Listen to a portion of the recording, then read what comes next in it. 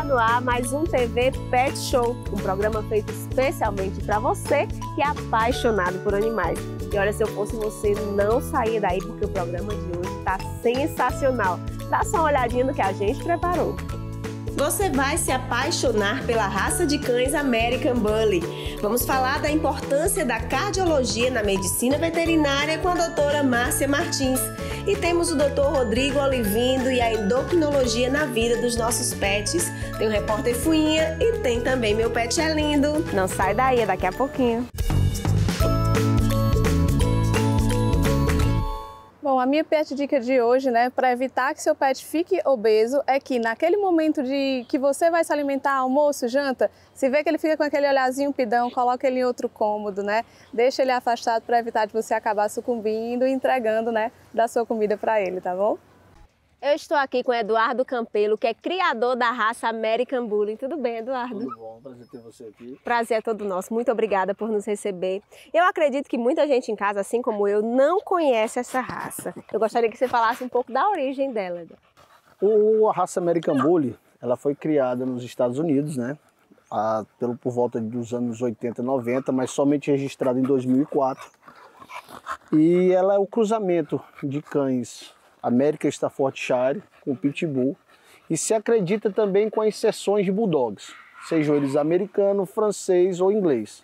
Entendi. Aí como é que eu sei a característica? Porque eu acho que alguém que olha lembra logo de Pitbull, Como é que eu sei que é um American Bully? Você vê que o Pitbull ele é um cão mais fino, um cão mais leve.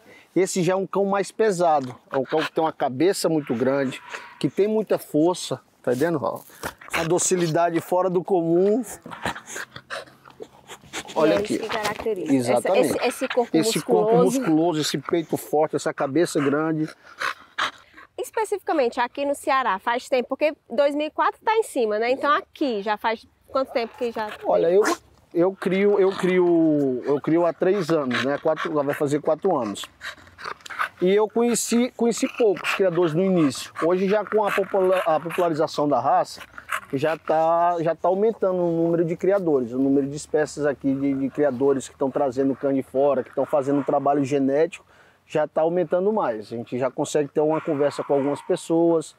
Então é nova, mas está se desenvolvendo bastante. Eduardo, eu acredito que as pessoas, se alguém vê um cachorro desse, já fica com medo. Mas o que eu percebi aqui é que eles são muito dóceis. Fala um pouco da personalidade deles. Olha, eu já criei outras raças. Eu já criei Chapei, conheci inclusive o nosso veterinário, o Dr. Gustavo, através da raça. E eu posso dizer que são cães diferenciados em termos de docilidade. Com criança, então, principalmente, o senso de proteção deles é muito grande. Eles sabem, vamos dizer, claro que comigo a brincadeira dele é mais pesada, mas com meus filhos, eu tenho 3 filhos, eles brincam, convivem tranquilamente, não tem nenhum tipo de problema, a gente nunca teve nenhum tipo de nada, sempre brincalhão, sempre sorridente, sempre querendo vir pro colo. Incrível. Então quer dizer que para quem tem criança é uma boa, eu tenho 3. Eduardo, outra curiosidade. Peraí, só Tá comendo o cabelo da apresentadora. Tu vai comer meus cabelos, Eduardo, assim, se eu quiser adquirir um filhote, quais são os cuidados que eu tenho que ter? Como é que eu preparo minha casa para receber um filhote? Olha, o American Bully hoje a gente tem, pelas entidades, são 4 tipos, É o Mini, o Pocket, o Standard e o XL. Então o que acontece? Se eu tiver um apartamento, não tiver tanto espaço, eu posso pegar um cão micro. Eles são facilmente adaptáveis em qualquer lugar, mas se você tem menos espaço e precisa de um cão mais compacto, você tem essa versão Mini, que é o micro. Você tem a versão Pocket, que é essa versão aqui, e tem aquelas versões maiores, são a Standard e a XL, que nós não criamos aqui. Aqui a gente só tem cães Pocket e cães micro. Entendi. E a questão de atividade física? Eu tenho que passear com eles todo dia? Olha, eles não. Se você tiver uma rotina de ficar deitado assistindo um filme, ele vai ficar com você desse mesmo jeito. Ele não tem nenhum. Ele não vai ficar rasgando coisa. Não vai. É agora, o reflexo do tutor. E se você ficar deitado, ele vai ficar deitado mesmo. Se eu ficar aqui sentado o dia todo, ele vai ficar sentado aqui o dia todo. É companheiro. Exatamente. Coisas que as pessoas perguntam muito. Como é a alimentação? Ver um cachorro enorme desse? Olha, a nossa única fonte de alimentação aqui é a ração Super Premium, né? A gente só cuida os nossos cães somente com ração Super Premium.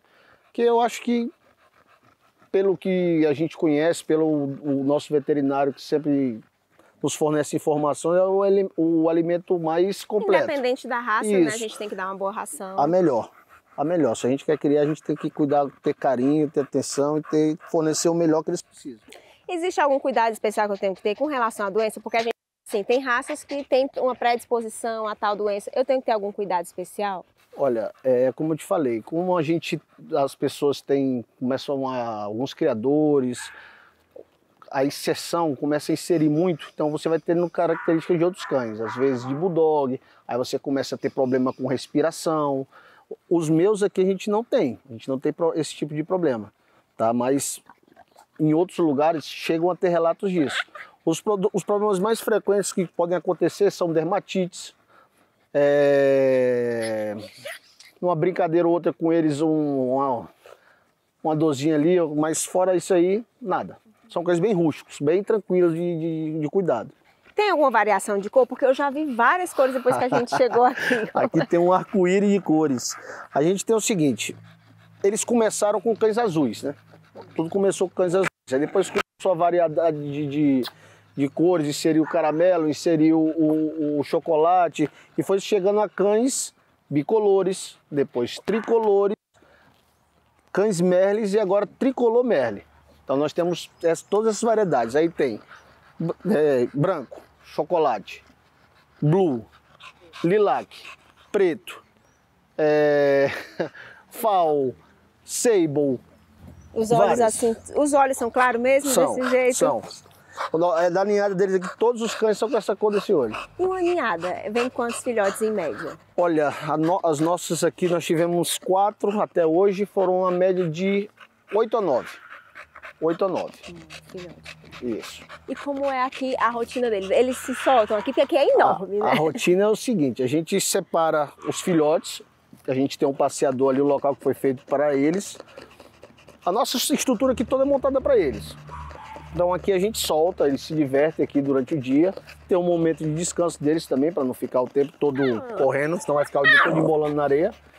Mas tem um local deles, os filhotes e dos grandes. Os grandes são soltos aí de vez em quando, todos os dias, pelo menos 1 hora, 2 horas aqui eles correm.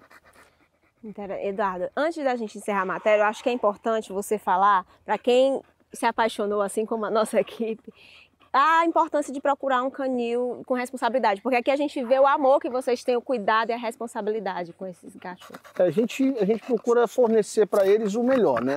Já que a gente ama e tem a paixão de criar, eu acho que o ideal é você ter uma estrutura direcionada para eles, é alimentação, é veterinário, são as pessoas que trabalham com a gente aí no dia a dia. E porque você precisa recrear, você precisa socializar, você precisa fazer todo um trabalho.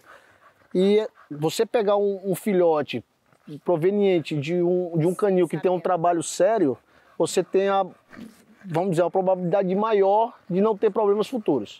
E para quem quiser acompanhar o trabalho de vocês, fala as redes sociais. É só acompanhar a gente, seguir a gente lá no Instagram do canil, né? @campelosbullkennel. E vai ter informações aí dos nossos filhotes disponíveis, dos nossos cães, matrizes, padreadores, de toda a nossa estrutura aqui. Eduardo, mais uma vez, muitíssimo obrigada. Obrigado a vocês.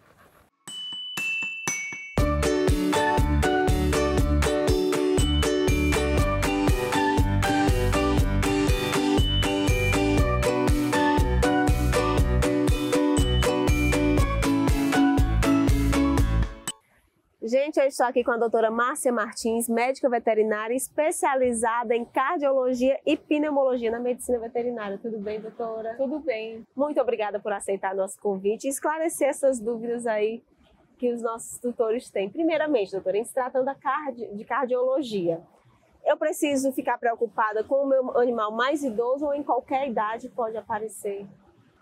Bem, em raças de pequeno porte, né, a partir de 6 anos, é bom que a gente faça uma avaliação cardíaca, né? As doenças, quando diagnosticadas de forma precoce, a gente consegue dar uma longevidade e qualidade de vida aos nossos pets, que é isso que a gente busca hoje, né? é um envelhecer com saúde, né? Com longevidade, com qualidade de vida. É o que as pessoas falam. Muita gente fala, por que agora existe tanta doença? Ela já existia, mas os animais não viviam para apresentar essa doença, né, doutora? Isso. Hoje, com a idade. Agora, quer dizer que mesmo ele não apresentando nenhum sinal, é importante eu já levar no médico para fazer uma averiguação. Sim, é importante, né? O check-up, né, ele mostra para a gente se o animalzinho tem algum início de doença.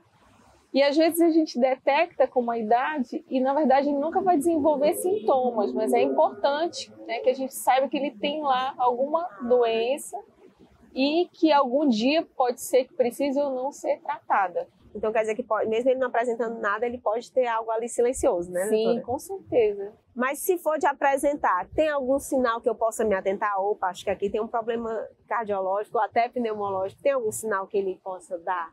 Tem sim, né? Os pacientes, os cães, a partir de 6 anos de idade, é importante que eles sejam avaliados no sentido de paciente que cansa um pouco mais, né? Que ele está fazendo aquele passeio que antigamente fazia com mais vigor, né? De forma mais alegre. Hoje em dia ele cansa, para, pede colo, né? Então isso aí já começa a nos mostrar que ele possa estar tendo cansaço fácil, né, que a gente chama. Ou então ele está em casa, parado, sem ter feito nenhum tipo de atividade física e começar a arfar como se estivesse com calor. Isso também é chamado cansaço fácil. Né? Então isso já é um sinal. Isso. E em caso, na cardiologia, quando o paciente tem tosse também, é importante avaliar. A tosse ela é um sinal um pouco mais avançado de sintomatologia da doença cardíaca. Entendi. Doutor, existe raça predisposta a ter doenças cardíacas? Sim. Algumas raças de pequeno porte, né, que hoje que a gente mais comumente encontra em consultório, né, Shih Tzu, o Poodle, né, os Spitz, né, raças, o Yorkshire, são raças que têm uma predisposição maior à doença cardíaca. Doutora, agora vamos puxar aqui um pouquinho para quem tem gatos. Também gato pode apresentar doenças cardíacas? A gente consegue detectar ou é mais difícil? Sim, o gato ele pode apresentar. Normalmente ele tem um curso um pouco mais cedo, né, de doença cardíaca, a partir de 2, 3 anos de idade, ele pode manifestar sintomas de doença cardíaca.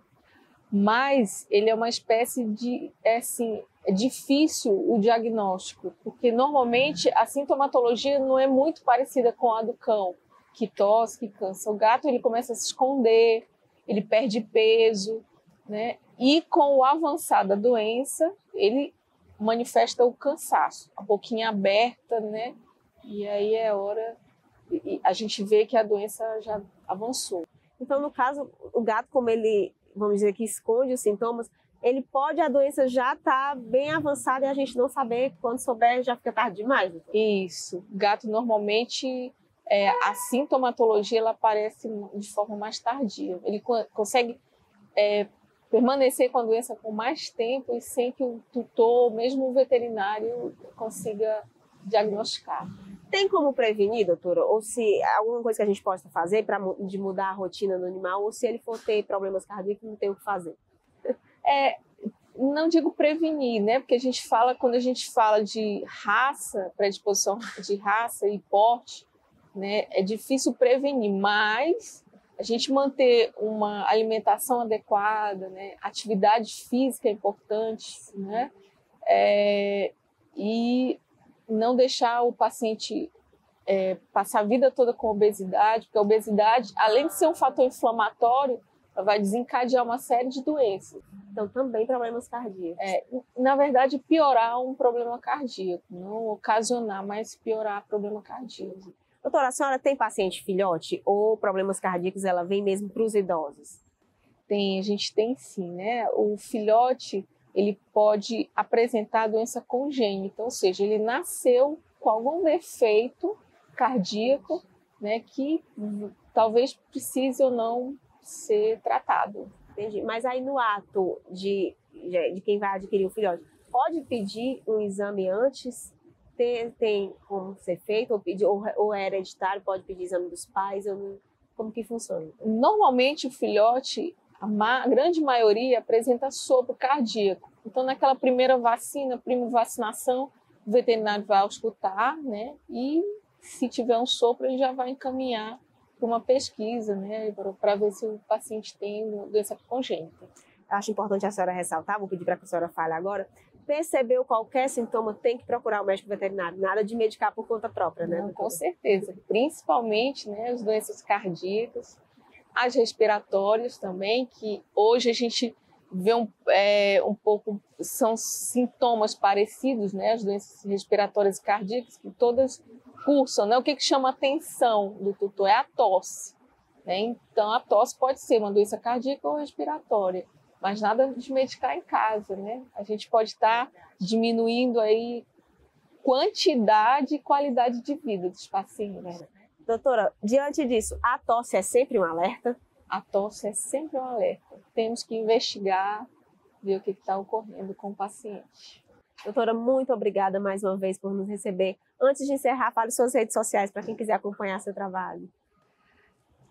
Eu atendo na Clínica VetMed 24 horas, né? E se você tem um pet, cão ou gato, com alguma sintomatologia, uma tosse, um cansaço, procura a gente para avaliar. É importante a gente dar qualidade de vida aos nossos pacientes. E o Insta é @Clínica VetMed. Mais uma vez, obrigada, doutora. Obrigada.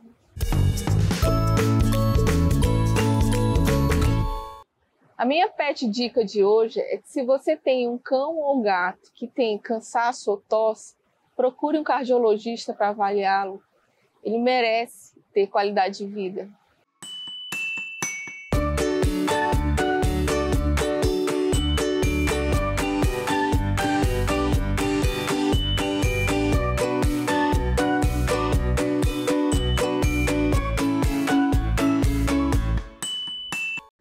Eu estou aqui com o Dr. Rodrigo Olivindo, médico veterinário, coordenador e professor do curso de veterinária da Uninter, daqui de Fortaleza. Tudo bem, doutor? Tudo bem, é um prazer estar aqui com vocês, para a gente trazer um pouco aí de conteúdo relacionado à endocrinologia pet. Fico honrado pelo convite. Nós, da instituição Uninter Fortaleza, sentimos aí prazer em estar compartilhando um pouco desse conhecimento junto de todos vocês. Doutor, o prazer é todo nosso, principalmente por falar de um assunto que talvez as pessoas em casa não saibam, mas é tão importante na medicina veterinária. É tão importante ter esse acompanhamento. Fala pra gente, doutor, o que é que aborda, primeiramente, o que é que aborda a endocrinologia na medicina veterinária?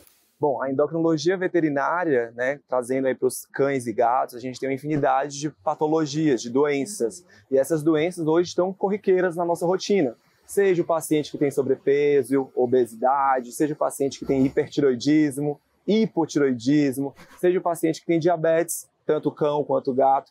Então, todas essas patologias, essas doenças que estão aí comumente no ser humano, a gente também encontra na medicina veterinária e que se faz necessário a gente fazer tratamento e acompanhamento e monitoramento. Coisa que eu fiquei sabendo há pouco tempo, né, da questão da tireoide. Eu não sabia que animais também poderiam desenvolver essas patologias com relação à tireoide. Mas, doutor, outra pergunta que eu queria fazer.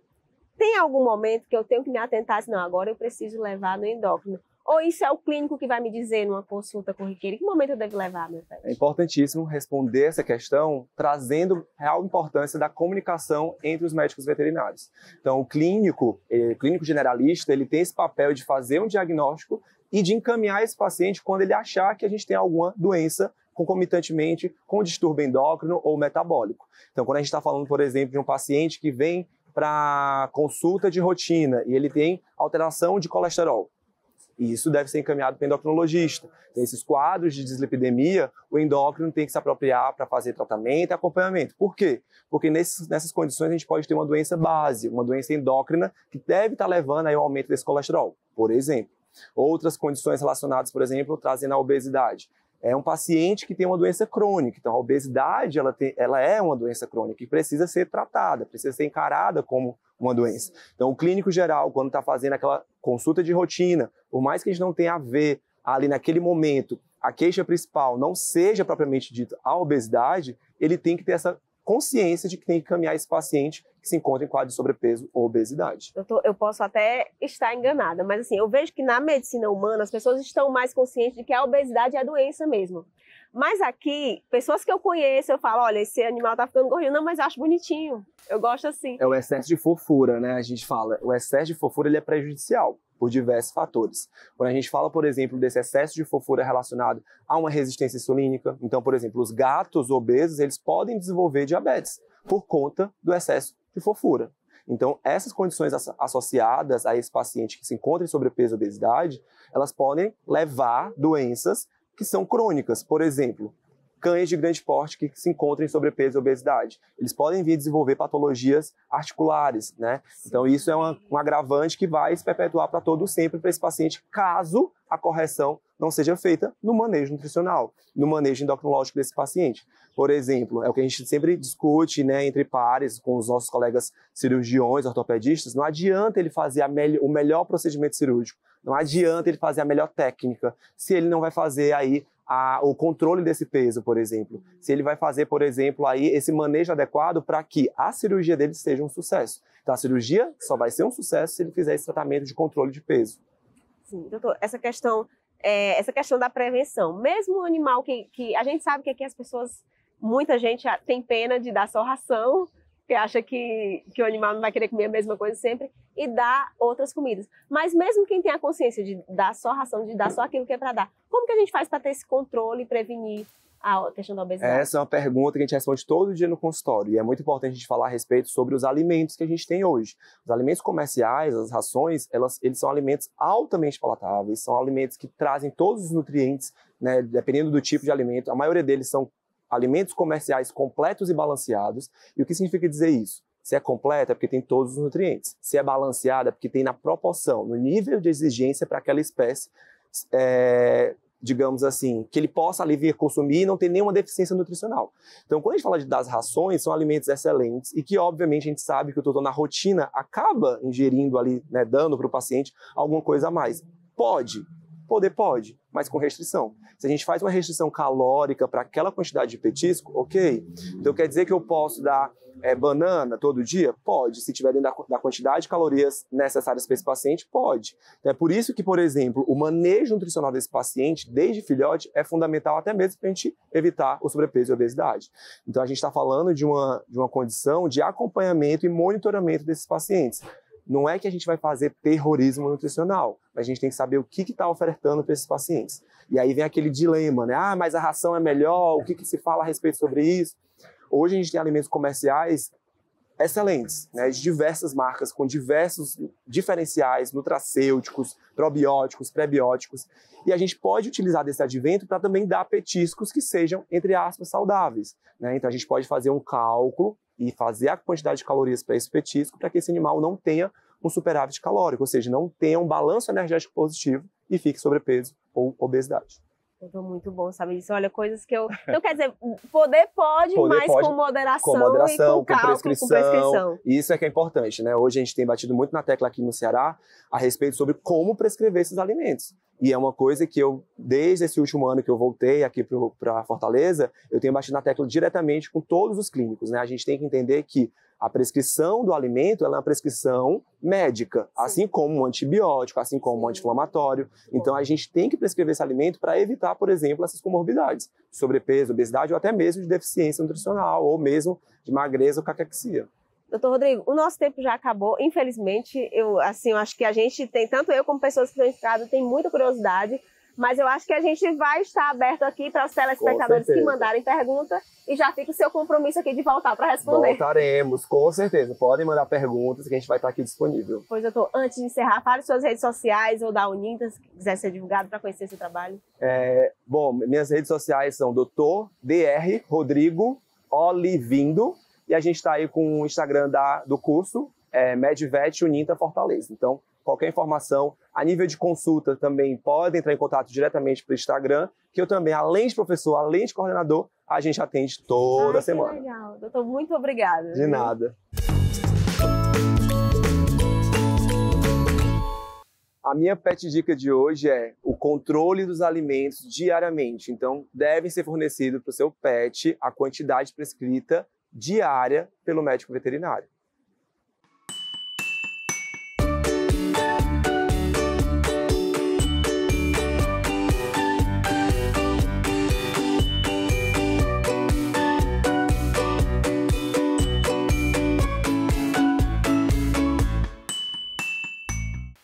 agora com vocês, o repórter mais querido do Brasil. É com você, Fuinha. Nha, nha, nha, nha, nha. Repórter Fuinha informa. Fucei e aprendi sobre a raça canina Australian Shepherd, assim chamado por causa de sua associação com os pastores bascos, provindos da Austrália para os Estados Unidos nos anos de 1800. É um cão de trabalho, inteligente, instinto de pastoreio, sempre alerta e guardião. Presta atenção. Sua pelagem pode ser preta, vermelho merle, azulada e todas com ou sem manchas brancas e com cauda naturalmente curta. Nha, nha. Pode chegar a 58 centímetros de altura, viver entre 12 a 16 anos e pesar entre 20 a 25 quilos. Nha, nha. É disciplinado, bondoso, raramente briguento. Solta pelos. E lembre, animais pintam o mundo melhor. Gente, o programa já tá acabando porque tudo que é bom dura pouco, né? Mas não sai daí, porque ainda dá tempo de deixar aquele recadinho básico. Você quer rever uma matéria ou tem uma sugestão? É só entrar em contato com a gente através das nossas redes sociais.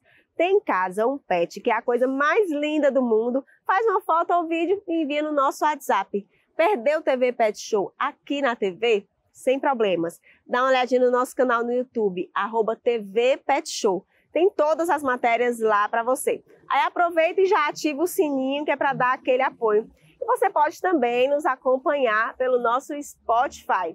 Ou então você pega a câmera do seu celular, posiciona no QR Code e vai direto para lá. Eu vou ficando por aqui. Um beijo, fiquem com Deus e lembrem-se, animais pintam o mundo melhor.